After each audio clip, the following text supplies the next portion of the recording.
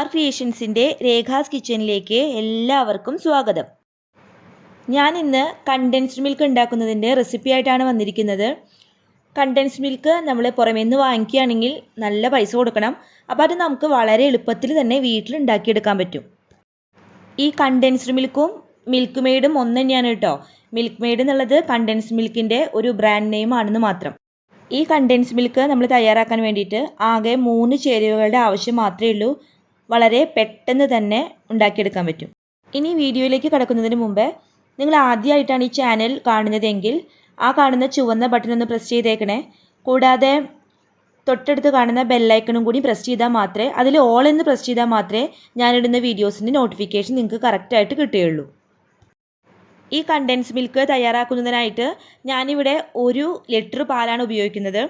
നമുക്ക് ഏത് തരത്തിലുള്ള പാൽ വേണമെങ്കിൽ യൂസ് ചെയ്യാം. കവർ പാൽ യൂസ് ചെയ്യാം, സാധാരണ വീടുകളിൽ നിന്ന് മേടിക്കുന്ന പാൽ ഉപയോഗിക്കാം. ഫുൾ ഫാറ്റ് മിൽക്ക് ആണെങ്കിൽ കുറച്ചും കൂടി നല്ലതാണ്. ഈ 1 ലിറ്റർ പാലിലേക്ക് നമുക്ക് ആവശ്യം 2.5 കപ്പ് പഞ്ചസാരയാണ്. അപ്പോൾ ഞാനിവിടെ 2.5 കപ്പ് പഞ്ചസാര ചേർത്ത് കൊടുക്കുകയാണ്. അപ്പോൾ അളവ് മറക്കാതിരുന്നോട്ടെ. 1 ലിറ്റർ പാലിലേക്ക് 2.5 കപ്പ്. അതിൽ ഒരിക്കലും കുറയണ്ട കേട്ടോ, കുറച്ച് കൂടിയാലും കുറയണ്ട. കാരണം കണ്ടൻസ്ഡ് മിൽക്ക് ആകുമ്പോൾ നന്നായിട്ട് മധുരം ഉണ്ടാവണം. ആ മധുരം മുന്നിലെന്നെ നിൽക്കണം. നിങ്ങളിങ്ങനെ വീട്ടിലെ കണ്ടൻസ്ഡ് മിൽക്ക് തയ്യാറാക്കുമ്പോൾ നല്ല ചുവട് കട്ടിയുള്ള പാത്രം നോക്കിയിട്ട് വേണം എടുക്കാൻ. ഞാനിവിടെ സ്റ്റീൽ പാത്രമാണ് എടുത്തേക്കുന്നത്. ഇത് അധികം അടിയിൽ പിടിക്കാത്ത നല്ല കട്ടിയുള്ള സ്റ്റീൽ പാത്രമാണ്. നിങ്ങൾക്ക് വേണമെങ്കിൽ നോൺ സ്റ്റിക്ക് പാനോ അല്ലെങ്കിൽ സോസ് പാനോ ഒക്കെ ഉപയോഗിക്കാം. എന്തായാലും ആകെ ഉദ്ദേശം ഇത്രയേ ഉള്ളൂ. നമ്മൾ പാല് നന്നായിട്ട് ഇളക്കണ സമയത്ത് തീരെ അടിയിൽ പിടിക്കാനായിട്ട് പാടില്ല. ഇത് തുടർച്ചയായിട്ട് ഇളക്കിക്കൊണ്ടിരിക്കണം കേട്ടോ. നമ്മൾ പാല് തിളയ്ക്കണ ആദ്യത്തെ ഈ സമയത്തൊന്നും ഒരുപാട് പേടയ്ക്കൊന്ന് റെസ്റ്റ് എടുത്താലും കുഴപ്പമില്ല. അതിനുശേഷം ലാസ്റ്റ് സ്റ്റേജ് ആകുമ്പോൾ തീരെ കൈവിടാതെ ഇളക്കിക്കൊണ്ടേയിരിക്കണം. ഈ കണ്ടൻസ് മിൽക്ക് കുക്ക് ചെയ്തെടുക്കുന്ന സമയത്ത് നമ്മൾ ഗ്യാസിൻ്റെ ഫ്ലെയിം മീഡിയം ടു ലോ ഫ്ലെയിമിൽ ആക്കിയിട്ട് വെക്കണം. ഒരിക്കലും ഹൈ ഫ്ലെയിമിൽ വെച്ചിട്ട് തീരെ കുക്ക് ചെയ്യരുത്. ഒന്നിലോ മീഡിയം അതല്ലെങ്കിൽ ലോ, അങ്ങനെ മാറ്റിയിട്ട് ആക്കിയിട്ട് വേണം ഇത് പ്രിപ്പയർ ചെയ്തെടുക്കാൻ. പാല് കുറച്ച് വറ്റി വന്നു തുടങ്ങിയിട്ടുണ്ട് കേട്ടോ. ഇനിയും കുറച്ചും കൂടി വറ്റാനുണ്ട്.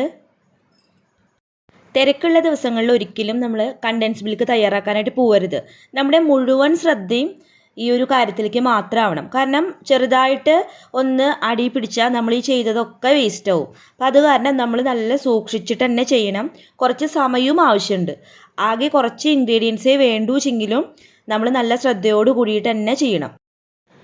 പാല് ചെറുതായിട്ട് കുറുകി വരുന്ന സമയത്ത് നമുക്കിതിലേക്ക് 1 നുള്ള് ബേക്കിംഗ് സോഡ ചേർത്ത് കൊടുക്കാം. ഈ സ്റ്റെപ്പ് വേണമെങ്കിൽ നിങ്ങൾക്ക് സ്കിപ്പ് ചെയ്യാം. കാരണം ബേക്കിംഗ് സോഡ ചേർക്കുന്നത് ഓപ്ഷണലാണ്.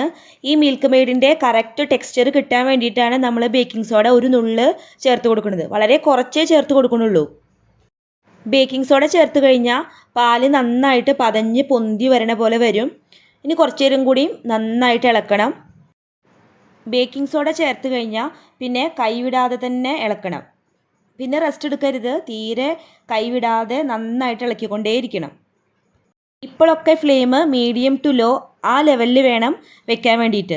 കാരണം ഓവറായിട്ട് ഫ്ലെയിം കൂട്ടി കൊടുത്താൽ നമുക്ക് കറക്റ്റ് ടെക്സ്ചർ കിട്ടില്ല. ആ മിൽക്ക് മെയ്ഡിന് കറക്റ്റ് രുചിയും കിട്ടില്ല.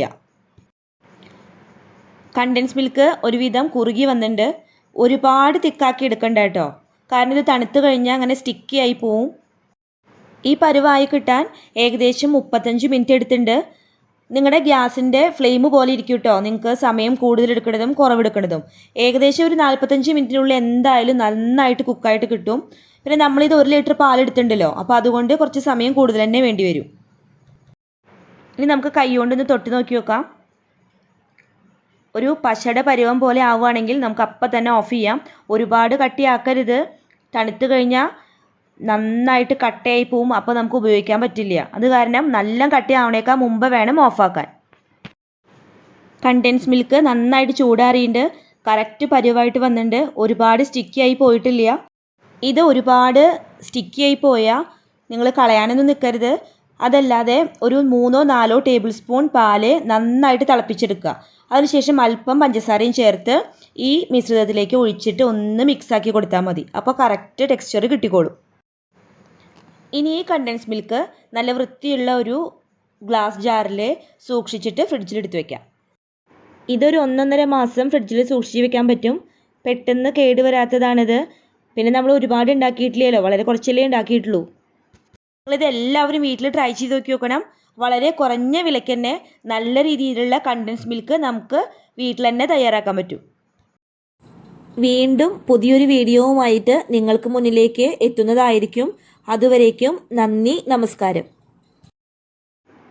Thank you for watching.